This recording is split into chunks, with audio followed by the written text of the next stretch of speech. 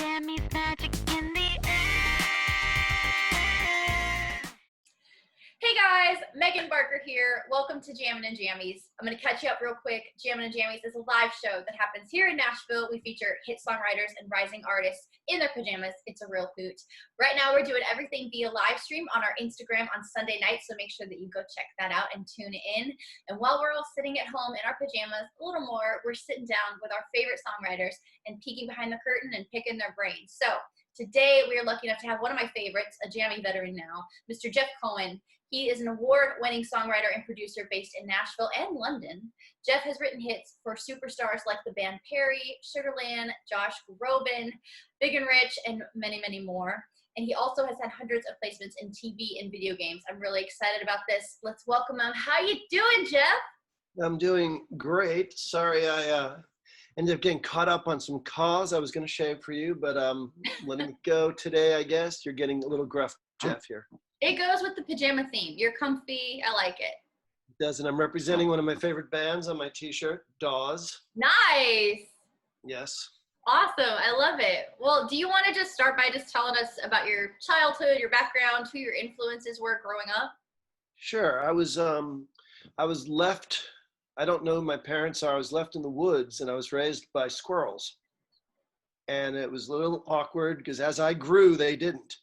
And I became a lot bigger than the squirrels. And so I speak a few animal languages. And at a certain point, they told me I needed to go and assimilate into the world of humans. Wow. And I moved to New York. Interesting. Because I thought that was where most of the animals were. Yeah. And I, being an animal, fit right in. Interesting. And that's how I grew up, yeah. A lot of people don't know that about me. I really appreciate you sharing that Yes. very personal story with us. Yeah, I don't tell it very often. I'm very proud of my upbringing. And I was, and I have a great family, a human family too, which is fantastic. But I did grow up in New York and didn't really start playing until late high school, early college, and just did it for fun, taught myself a little bit. And then when I was 22, 23, I was working for Macy's. And I said, man, if I'm going to work 60 hours a week, 6 days a week, I'd rather do something I like. I mean, I like Macy's, but it wasn't my passion career. So I said, I thought to myself, well, I really kind of suck on guitar. I know I can't sing very well, but I think I know what's good.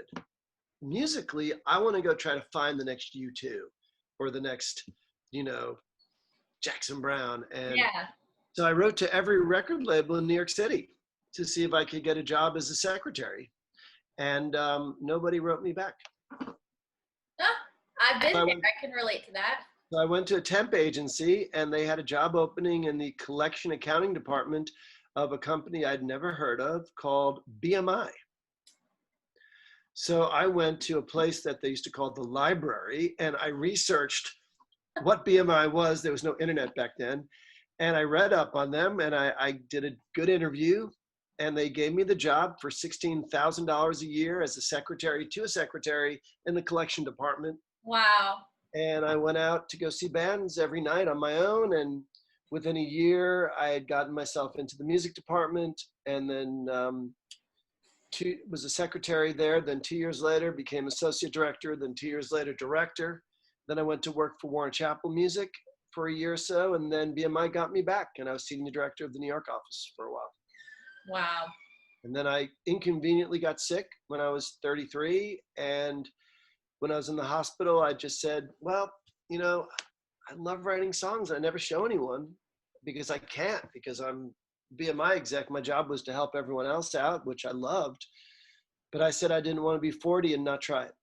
So when I got healthy, I went to BMI, and I told them I was retiring from BMI. I said I wasn't quitting because I love the people there and I love the company, but I said I needed to do this for myself. And I didn't want to look back and say I didn't try. And were they supportive of you? Yeah. Oh my God. The first thing they said was, Jeff, do you know how hard it is to become a songwriter? And I said, yeah, I've just worked here for 10 years. I know exactly. It's really hard.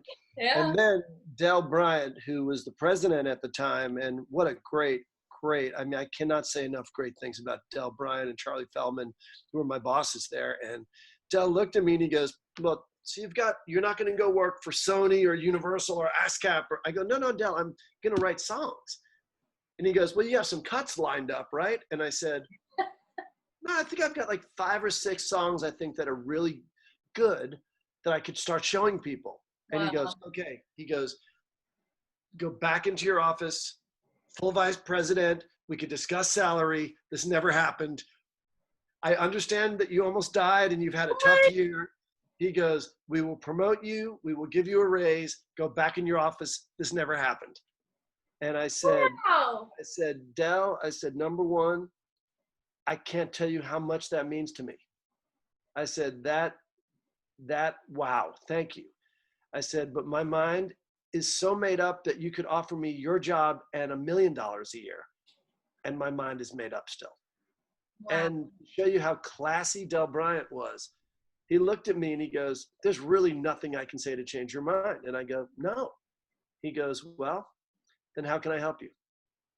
Unbelievable. That's amazing. And I said, just keep being my friend. I'm going to get choked up. I still remember that moment. And I said, they're good people. That's amazing. You know, and it's so important to have those people that believe in you, because nobody in the music world does anything on their own. It's a team effort. Absolutely. Yeah, I mean, I think they thought I was a little nuts to try to become a songwriter, but Sure. But I said to Del, I'm going to get a song in a movie. I'm going to get a song on a TV show. I'm going to get a song on the radio. I'm going to get a BMI award, and a Grammy. Well, He goes, how long do you think that'll take? I go, probably 10 years. And he's like, okay. And 2 years later, I won my first BMI award, and he was giving it out. And he's the one who gave it to me. And he put his arm around me when I got on stage. Am I allowed to curse on the show? Yes. He just puts his arm around me and he goes, you motherfucker. He goes, man, I'm so proud of you. And I mean, I can't tell you how supportive Del and Charlie and, have been. They're, I can't say, listen, if I hadn't gotten sick, I would probably still be at BMI right now in a vice president position, or maybe a senior VP. Who knows what I would have been, but it's the best company I've ever worked for. That's amazing. That's such an amazing story. Yeah.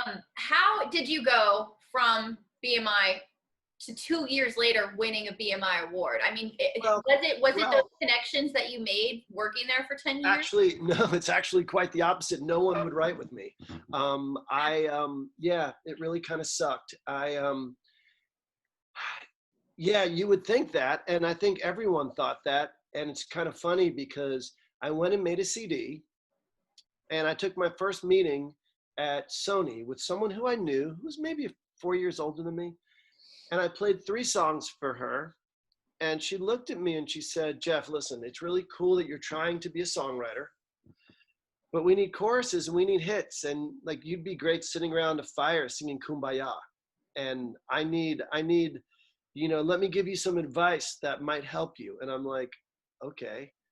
She goes, listen to what's on the radio and try to copy that and give me something that I could use, or better yet, you're a pretty chill dude. People like you. Get in a room with people who are better than you and just hang in the room, maybe get a word or 2 in, and maybe you'll get a song on a TV show one day. Wow. And I looked at her and I thought to myself, okay, well, I just worked in the industry for 10 years and I signed 11 acts that went multi-platinum. I think I know what a chorus is. I don't know if I know what a hit is, but who really does?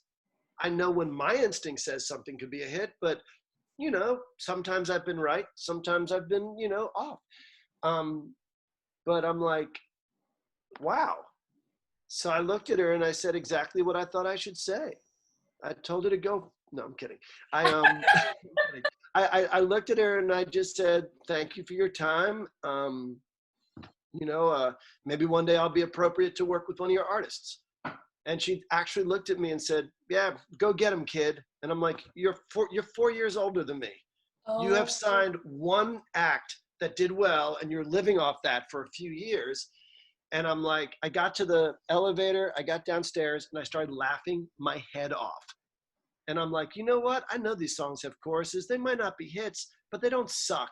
And the reason she saw me playing around a campfire is because we had all been at a retreat about 5 years before that. And some people were I was with this artist, Lisa Loeb, who is a friend of mine, and we went up for the weekend and she was playing. And Lisa's like, oh, Jeff can play a little bit. So I didn't want to play anything I wrote. So I did like Paul Simon, like You Can Call Me Al or Margaritaville or something like, a tequila. And, so in her mind, I was the guy playing at a campfire. Just as whenever I took meetings, my first few years, even when I had a song in the top 3 on the pop charts, when I had a TV theme, when I had a major movie, people were still asking, did I change words? Did I play an instrument? When people see you as one thing, it's hard for them to break their perception. I was the guy in the suit who moderated panels at South by Southwest and CMJ. I'm the one who signed Jeff Buckley and Spin Doctors and Lisa Loeb and Cara DiAguardi. They couldn't get out of that mindset.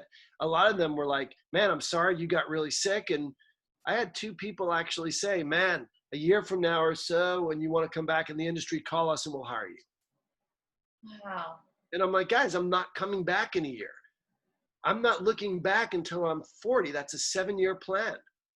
And I said, I'm not even remotely looking back. I said, if I epically fail, then talk to me. But even then, I'm probably going to give myself an extension. I'm not doing this. I'm not playing to lose.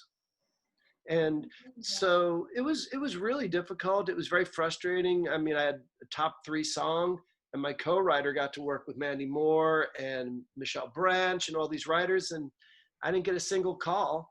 And I got a call from one publisher, and they offered me the worst deal. And I'm like, really? You're offering me that? I said, I'm making more on my TV theme than you're offering me for my whole catalog, including a song that's rising up the charts.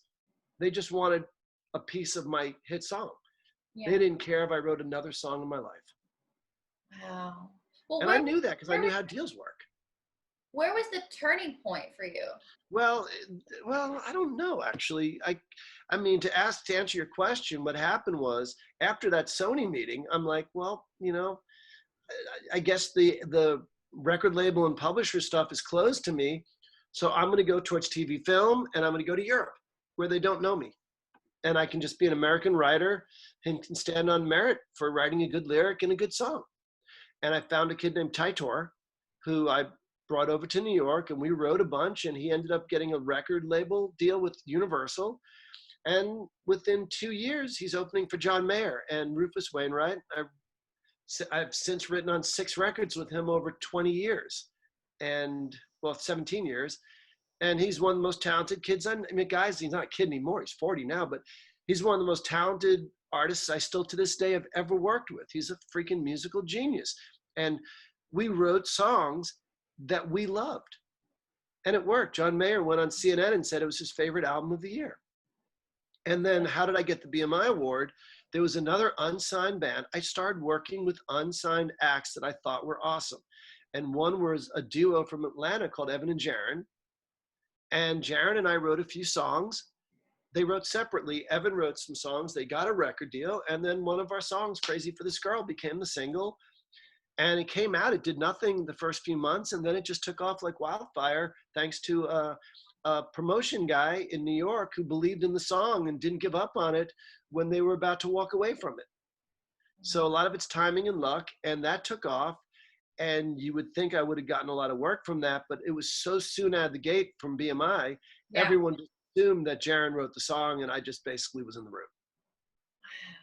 And then 3 years later, I had a #1 song here with Big and Rich, but everyone thought it was John and Kenny, and they're incredibly talented. Don't get me wrong, but I was in the room and did it. And that one was my fault because I was living in New York and I did not come down to Nashville enough. If I had come down to Nashville, I probably would have got more rights, even though every time I came to Nashville, people only wanted to write non-country with me. Nobody would write country with me, even when I had a country hit. Like I had one major writer here, finally someone who had a cut wanted to write with me. And I flew down to Nashville to write with him. And he's like, man, let's write a song for that TV show you write for, Dawson's Creek. And I was like, we can. I said, but how much money do you think you're going to get for a placement on Dawson's Creek?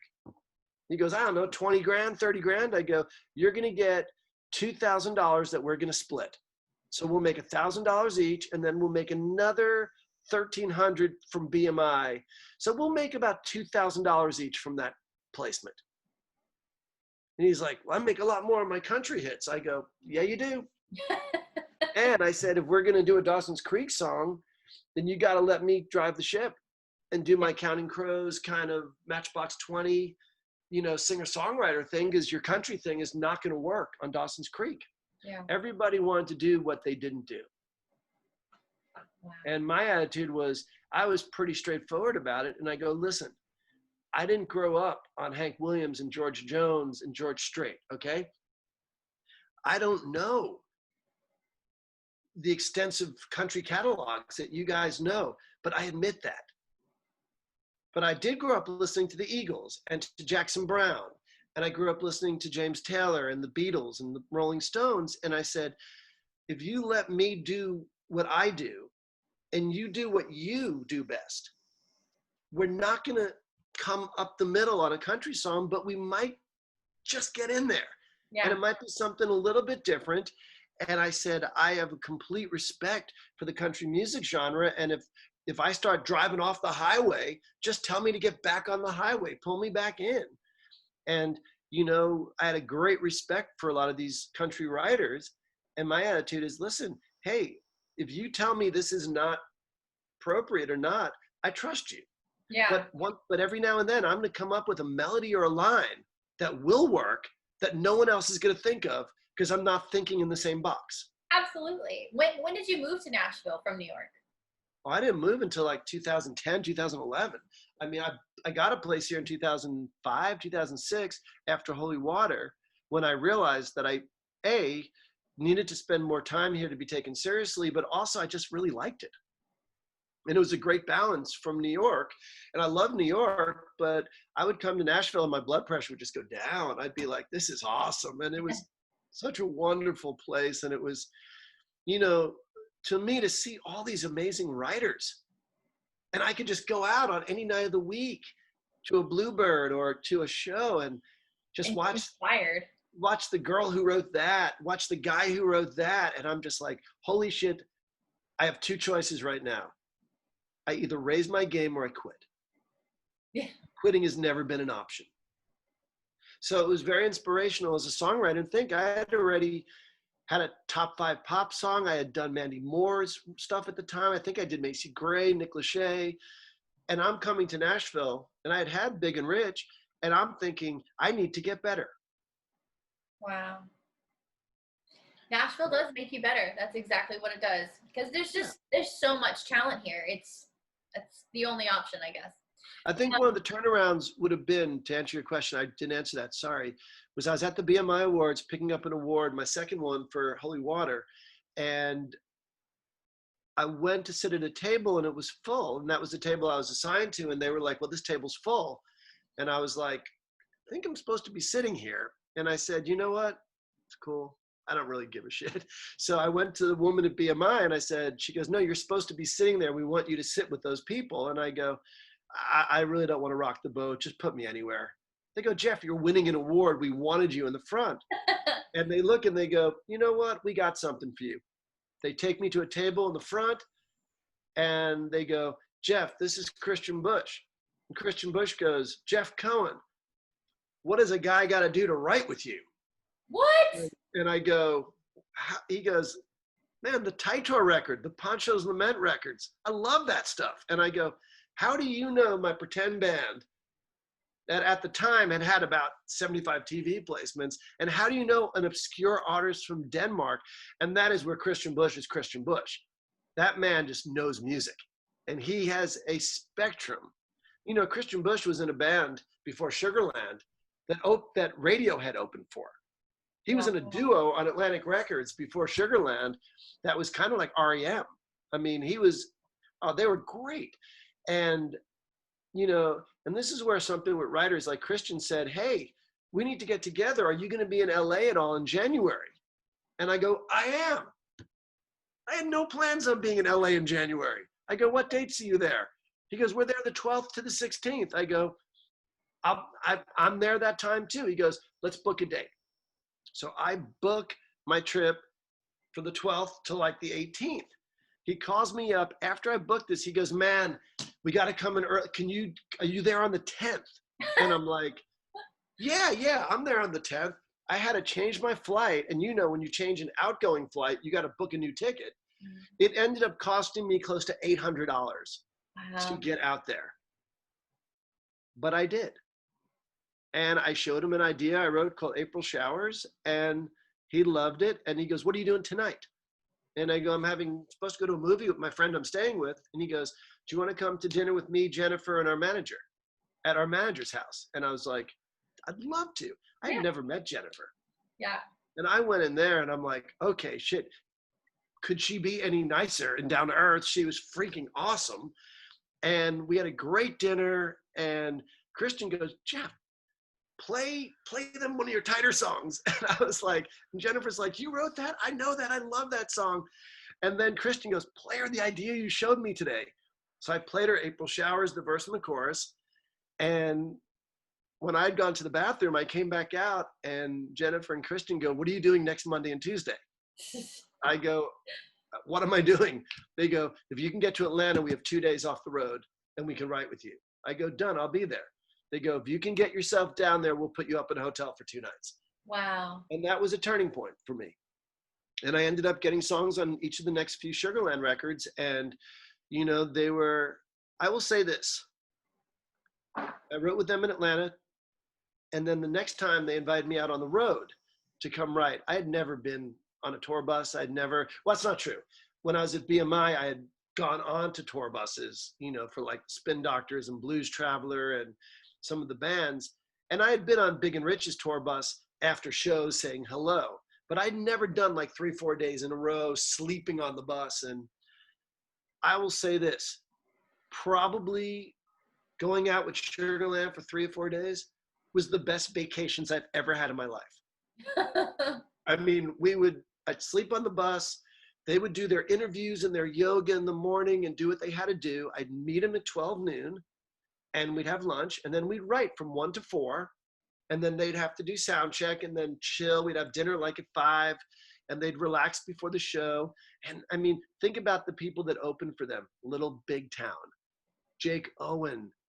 I mean, I would just go sit at the side of the stage and watch Little Big Town, and then I'd go hang on Little Big Town's bus. It was Kelly Pickler. It was such a wonderful time. But I also knew I've got between 1 and 4 on 2 days. So I've got 6 hours to get on the next record. Yeah. Because they're so busy, I probably won't get to write with them more than once or twice on this cycle. That was your shot. And I luckily came through on that. And Jennifer, again, this is integrity. When I first was supposed to write with them in Portland, it was Idaho, Portland, and Seattle. And I'd never been to Oregon or Idaho. That's why I chose that route. Jen had some vocal issues and had to cancel that leg of the tour. So I had to reschedule. And they're so sweet. They're like, choose an area you've never been to. So I had never been to Iowa, Nebraska. And I'm like, I've always wanted to go there. I'll meet you there. And I also thought from a business perspective, there'd be more time. Because if you go to like New York or LA or Nashville or even Atlanta, you've got a lot more industry people taking up their time. If you go to Iowa and Nebraska, you can hang on the bus after. It's more a real hang. Absolutely. So that was not an accident. And I really did want to see those states. And I started when I was supposed to write with them in like July. Christian's like, we need a Rod Stewart-y kind of vibe, like a Maggie May. So I had all these Maggie May like ideas that were in that kind of tempo and that vibe. So I came in with those ideas in October when I got to write with them. And about a half an hour in, we're working on the song. And Jennifer goes, look, Jeff, let me be honest with you. We've already filled that slot on the record. We've got 2 songs that we feel good about. that we've since written since we last talked. I don't want to waste your time. We just found out we're going to be headlining on our next tour. We need some arena songs. We need some big choruses.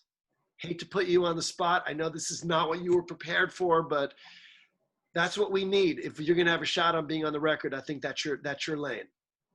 And I had an old Pancho's Lament idea that I played for them. And Jennifer said, play that again. Christian goes, I love the vibe on this. And Jen goes, your pre-chorus is the chorus. Your pre-chorus is our chorus. Let's write off of that. Wow. It was a song called Take Me As I Am. It was Maggie Durant's song from the Sugarland record. And Jennifer took the pre-chorus that I had and made it the chorus of the song. Wow. And then I had been listening on tour the night before. Little Big Town did a cover of Go Your Own Way, Fleetwood Mac. And I was always enamored with Mick Fleetwood's drumming. And I actually got to spend time with him in Cuba in '98. And I talked to him about it. As I love that part on Go Your Own Way where it's like, ba-bum, ba-bum. It's like, if you listen to the drums, it goes all across the speakers. It's like that. And I said, how cool would it be if we do something like that for an arena where we start off like da-dum, ba-bum, ba-bum, ba-bum, da-da-dum, ba-bum, like that. And, you know, Christian Bush is the ultimate musician and his eyes just lit up and he goes, I know what to do. And we had that in mind when we were writing the verses. So it was very, you know, we really had that in mind. And, you know, you get on a verse with Jen and Christian, it's like put your seatbelt on. Wow. And we wrote the song in 2 hours and we had the chorus and it made the record. That's amazing. You're living the dream. These stories, I just have chills. It's so exciting. It's so cool. I have a question though. Did you ever tell Christian that you weren't actually planning on being in LA? No. You never told him? He knew. He's one of the smartest guys that I know. And I think he probably looked at that as dude's doing his business right. He's hungry. Yeah, people admire that. Okay, I kind of want to know what the difference is, I guess, work-wise, effort-wise, focus-wise, between like writing for country music and writing for sync and TV. I mean, how different are they? Yeah, it's very different. I mean, to me, I still come from the school of try to write. It is different. I'll tell you why. You know, I came up and I still really try to write what I know about, what comes natural to me. I find that if I, you know, in most cases, if I try to aim too hard for something people want me to do, it's not as genuine. Having said that, for sync, you do have to, there are certain things you do have to aim, and there is a target. The difference between writing for sync and country, most of it is lyric and the vernacular. I mean, there's certain lyrics that work in country music. I've been coming down here for 20 years. I've bought a place here 15 years ago. I've lived here for 10 years. And I still don't know exactly what all the country language. I mean, I admit that. Sometimes I get it right, but sometimes I don't. And, you know, there are certain people are like, oh man, that's so simple. Fuck that. What they're writing, that simple song, is so much harder to write than people realize. There's a reason why some of the country writers in town here consistently get hit songs, is because they have a thing, and they've tapped into the market, and they have a way of saying things that really work and people respond to. If it was that easy, we'd all have hits. Absolutely. It's not that easy.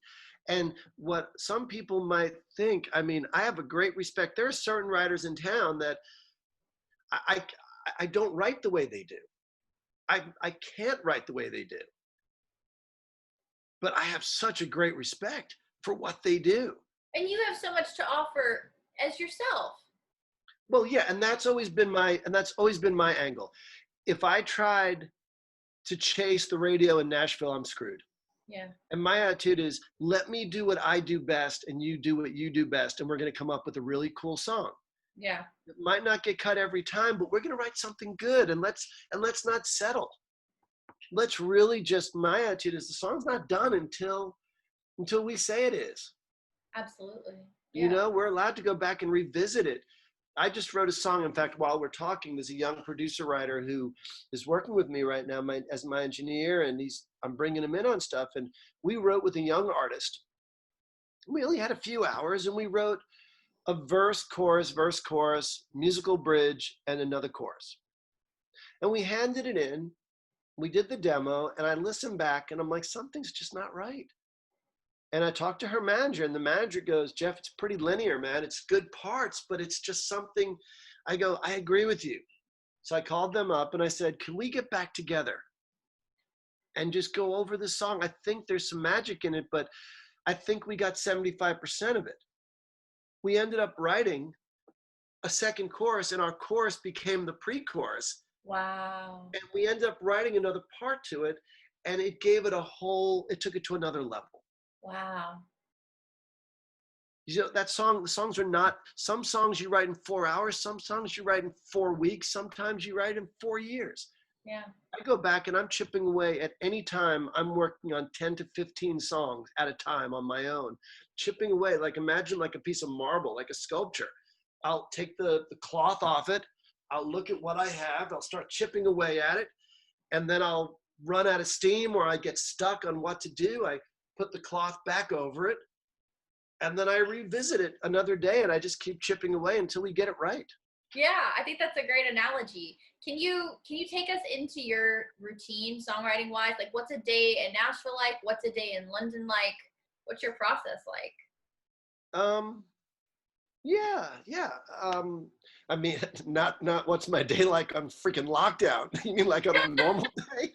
Yeah. On lockdown, I get up at 9, I have breakfast, I try to work till lunch, then I try to do phone calls, and then sometimes I'll watch an episode of whatever TV show I'm binging, and I'll make sure I walk for an hour a day, and then I'll just repeat and do it again. Yeah, lockdown, I've been in this room for 2 months. Sounds pretty similar to my routine right now. And I've done a few virtual writes, but not many. I've been mostly working on teaching myself guitar and improving my piano, and I've started doing Logic. Yeah. I figured let's utilize this time and try to get something from it.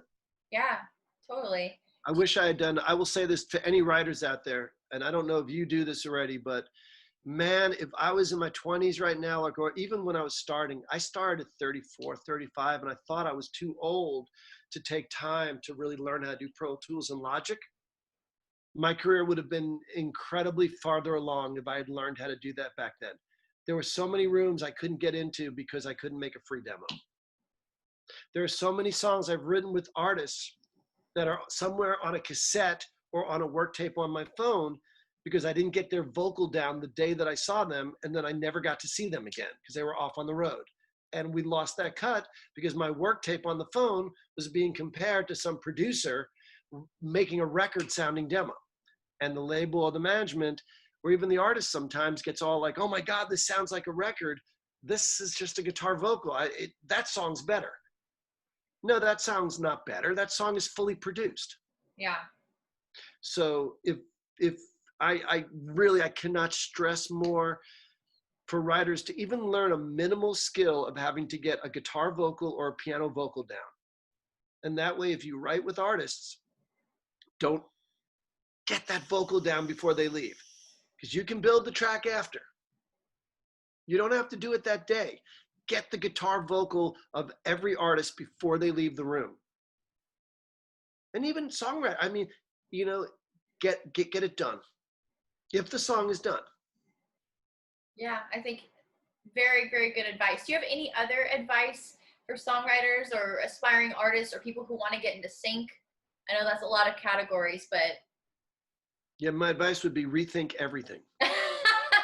What if you're like me, and what if you're like you, and you just feel like it's your calling and you have no choice in the matter? Well, that's how I quit BMI. I mean, someone said, does it feel strange? And I said, the strange thing is, it doesn't feel strange. Yeah. It feels like this is what I was meant to do. And look, I've done it now. This makes 20 years that I've been a songwriter. Okay. And if the whole industry stopped tomorrow and I wasn't able to support myself as a songwriter, would I go back? I've gotten offers to be VPs of publishing companies here 3 times, in the last 6 years. I've had offers to go work for other companies. And at the time I was developing artists and I didn't think I could do both. At this point in my life, would I consider, in the right situation, I would listen right now. I'd still write. I'm not going to not play and not write. I did that for fun when I was at BMI. I made cassettes for my sisters and for my girlfriend. I'd play for her at night. But, the good thing is what we're doing, no one can take it away. I mean, the bottom line is the 25 million records or whatever I've been on, or the wonderful artists who cut my songs. Even if I wasn't allowed to be a professional songwriter tomorrow and earn a living from it, I would still write songs. And in my mind, I look at it 2 ways. I'm probably the happiest, not content person in the world, in that I achieved my initial goal, which was to prove to myself that I could write songs that people would enjoy and to watch people enjoy them. I watched a YouTube last night of Josh Groban doing his Awake Live concert. Mm-hmm. And the clip was him coming out of the crowd singing a song that I wrote. Wow. And you saw all these people just going, like, now I think they were more because they wanted to touch him, but both. Right. But I saw the thread of comments after, and I saw, oh my God, that was my wedding song. Oh my God, my favorite song ever. Oh my God, this lyric. And I thought to myself, we're not doctors. We're not saving people's lives. I mean, especially in a time like this. But even when it's not a pandemic, doctors, keep us alive. But I thought to myself, I just made someone happy, even if it was for 3 minutes and 38 seconds. It's a great powerful. I think people need music. I really do. What would the So do world I. be like without music? It'd be really quiet. It'd be very quiet. I think we'd all go a little mad. Speaking of music, do you want to play something for us? Oh, I don't play an instrument or write really. Oh, okay. I'm just a businessman. Okay, who grew up with squirrels? Yes. Hey, squirrels are nice. Maybe that song I originally wrote was, look at her, crazy for this squirrel. No, I'm kidding. I did not write that. Maybe we'll do a country song? Sure. Hang on, let me tune this baby up. So this goes under the category, Megan, of writing with, again, people you've never heard of. I got a call to write with a girl and 2 brothers who were about to sign a management deal. They were about to sign a record deal, but nothing was done. And my friend Kara was coming down that week, and she had gotten the call to write with them. And she said, I'll do it if I could bring in Jeff Cohen on this, because I think they want someone to play guitar. And also, Kara was just getting into the country world at that point. And so Kara and I wrote with this girl, and then her 2 brothers ended up coming into the right, which we weren't expecting really. But we're like, yeah, it's cool. And the girl in the right had this great song title. And that's one of those things where some days you're the bat, some days you're the ball. I mean, certain days you're bringing in the idea, certain days you're like, wow, that's a really great idea. You're really good. Yeah. Now my job is to get you to the finish line and really do justice to your idea and try to add to it and really make sure that we do right by you. And luckily we did, I think. And it went top 5. And it was with the band Perry. And I'll do a quarantine mellow version of it. Can you hear the guitar? Yeah. Said I remember when my heart caught the fever. You were standing all alone in the summer heat. I was with my girlfriend, my new girlfriend. She was as sweet as she could be. But one look at you, and I was through. My heart switched up on me. Like a postcard from Paris, when I seen the real thing. It's like finding out your diamond from an old promise ring. It's a call on back from your fortune teller. She read your cards upside down. The meanest thing you ever did was come around.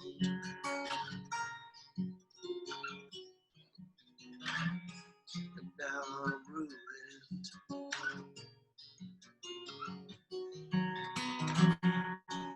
In the evening, you can catch me daydreaming. Did that moment send you reeling just like me? Yeah, I should have gone over, right over. I should have never let you leave. But it's the never knowing that keeps this going and drives me crazy, like a postcard from Paris. When I seen the real thing, it's like finding out your diamond from a wrong promise ring. It's a call on back from your fortune teller. She read your cards upside down.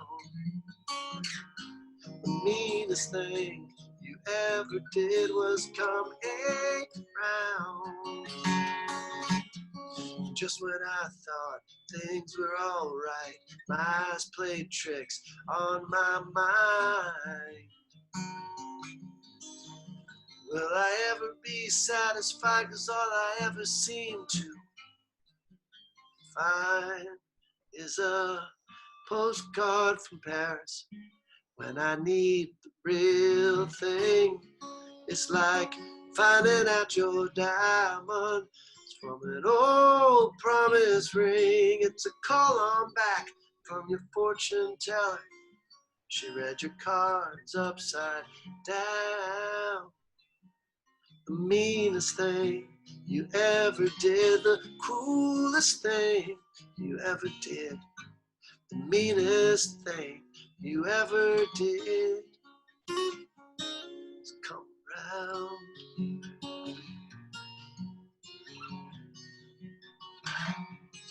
Now I'm ruined.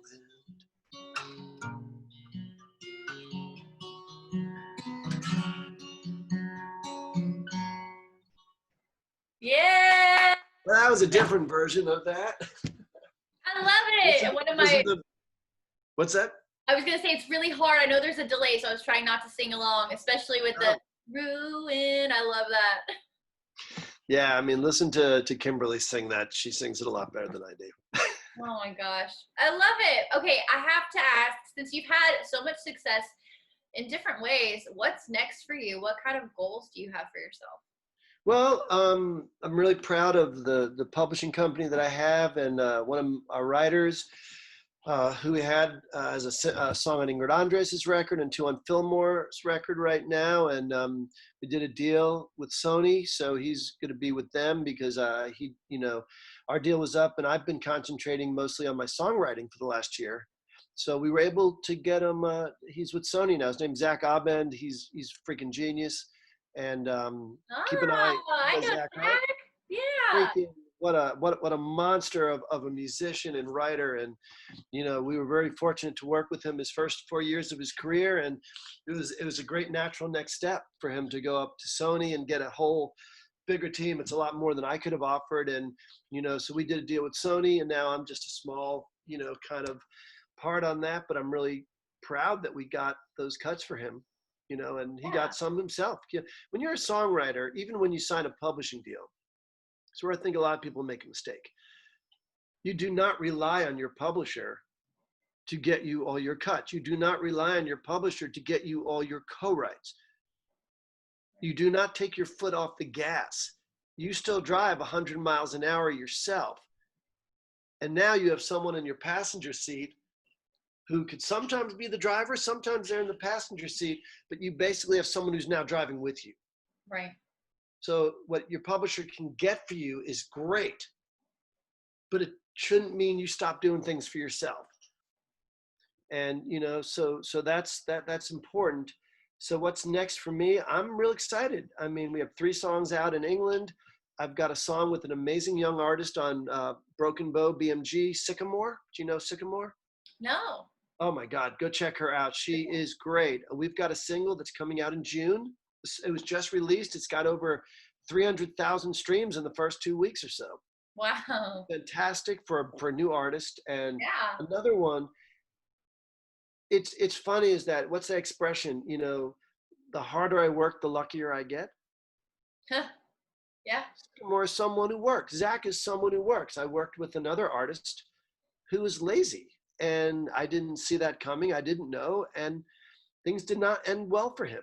He got dropped from his label, and he was more concerned with other things than putting the time and the work into it. He wanted everyone to do things for him, and that was a real lesson I learned, in that I will not sign anybody again or work with anybody again who does not have a similar drive and work ethic that I do. Yeah.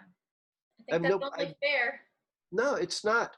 You can't be in a boat rowing and have one person decide not to row or start rowing in a different direction when you and someone else are rowing this way. You don't get to the destination that way. Yeah, I think So that's good it's a advice. real lesson to learn. When you choose your team, make sure everybody is rowing in the boat in the same direction and everybody has the same destination goal. Yeah. I think that's But great advice. Yeah, but I'm excited. I mean, Kenny Wayne Shepherd just did a song, Jake Bugg did a song, and I feel really, you know, it kind of, listen, it sucks that we have a freaking pandemic going on, and, you know, the momentum, things were going great. And now things are a little bit on pause, but my attitude is, what can you do during this time to better yourself? Yeah. If it means me stockpiling ideas and writing songs myself and then bringing them into people when the time comes, so be it. If it means getting better on your instrument, if it means getting better in Logic or Pro Tools, which I cannot, you know, some purists might be like, oh, Jeff, no, if you're a songwriter and you're not an artist and you don't have the outlet to be an artist, learn how to do a basic vocal and guitar or vocal and piano on Logic or Pro Tools. Trust me, it will help get you into rooms and it will make you more valuable. I've written with people where you get someone who can't write at all, but can play piano and get a vocal, and the artists think that they're genius when you, the writer, end up writing the whole song. I mean, it's never going to hurt you to be able to do everything. No, it's not. Yeah. Yeah. That's what I've been doing. I've been writing and just sending guitar vocals left and right this whole time. I think it's the best way to pass time right now, is to just immerse yourself in work. It took me a few weeks to finally get in that headspace. The first 3 weeks, I was more concerned with all my family in New York, and Yeah, I think everyone was. I had 4 people I know who died up there. So I mean, so it was very hard for me to sit down and just start writing, and I just wasn't in that mood. And then my friends, when John Prine passed away, one of my friends texted me and another friend and said, I didn't really know John Prine's work. Can you recommend a few songs? And I said, look, I know John Prine's work, not like I know Jackson Browne or Van Morrison or, you know, James Taylor, but I know, let me start you with 5 of my favorite John Prine songs.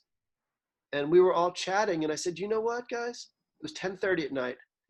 I said, I'm going to write a song in the mode of John Prine. I'll get it to you guys in a half an hour. And I sat down right here and I wrote a song in 25 minutes and I sent it to both of them, and the girl called me back and started crying. And she's like, this is gorgeous. You just wrote that in 25 minutes? And I go, I needed to start again. Yeah. Wow. Well, I'm so sorry for your loss. This is just a crazy time, but I'm glad that music is providing some kind of comfort, you know. Yeah, Yeah. it will. We'll figure this out. We will. We're going I to be mean, all right.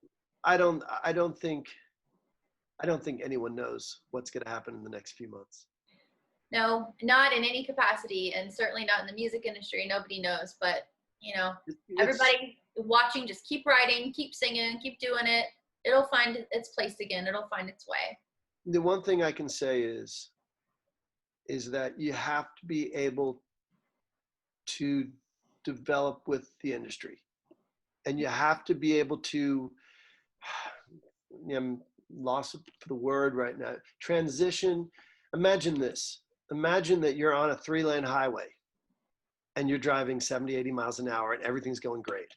Then all of a sudden you notice it's a 2-lane highway and you see a bunch of people get off on an exit. Like one lane gets off on an exit. Next thing you know, you're driving and the second lane gets off on an exit. Now you're on a 1-lane highway. These people are all getting off onto what's going on now, the new road. If you stay on this one road, you're going to end up on a dirt road. Yeah. And dirt roads are fine.